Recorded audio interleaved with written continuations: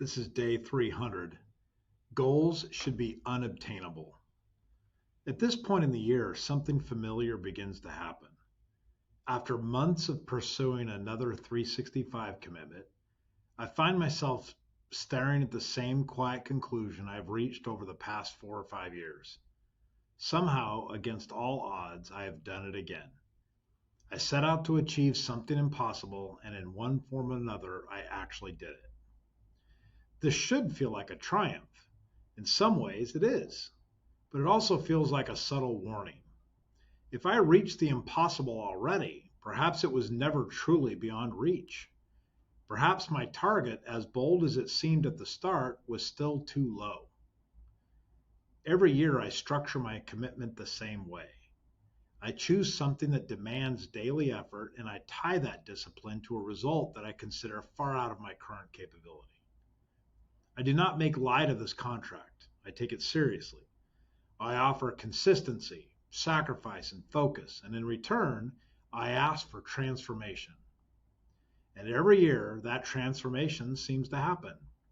Not exactly as I imagined it, rarely in the form I expected it to, but I look back and I cannot deny the change. The impossible thing I longed for, and in one way or another, had taken root and had become reality.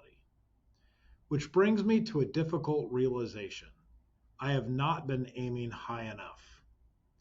Over time, I have learned a few things about goals. These lessons were not handed to me. They were earned through repetition, through failure, and through quiet reflection when the dust of accomplishment began to settle. First, you must set the unreachable. A goal that is within reach cannot change you. It may sharpen your skills or add another line to your resume, but it will not make you different. Real growth only begins when you step towards something you do not believe that you can actually do. The 365 commitment works because it demands the impossible. That stretch, that absurd distance is what gives my commitment power. Second, you must commit every day. The magic is not in the inspiration. It is certainly not really in the outcome. It is the decision to show up again every day, regardless of yesterday's results or tomorrow's hopes. A commitment that lasts 365 days in a row becomes a forge. It takes ordinary actions and refines them through consistency until they become extraordinary. Third, you must let goals fail upward. I now believe that the best goals are the ones that are never fully reached. They are meant to expose your limits, not satisfy your ambition.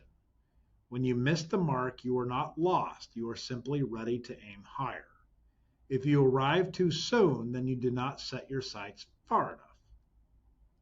Fourth, you must make the goal inspiring, not practical. This is perhaps the most difficult lesson.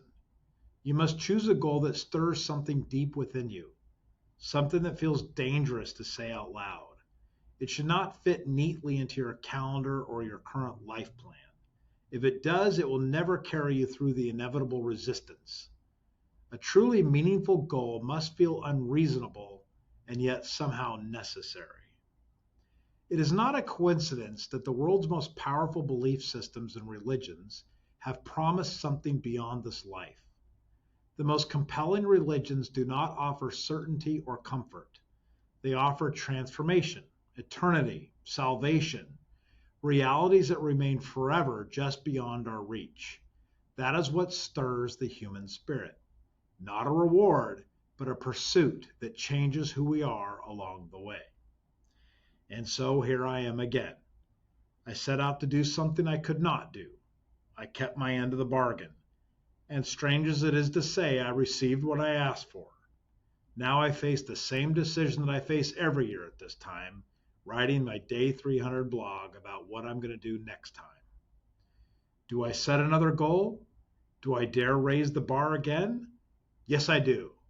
Because the point is not to reach the goal. The point is to become the kind of person who keeps reaching.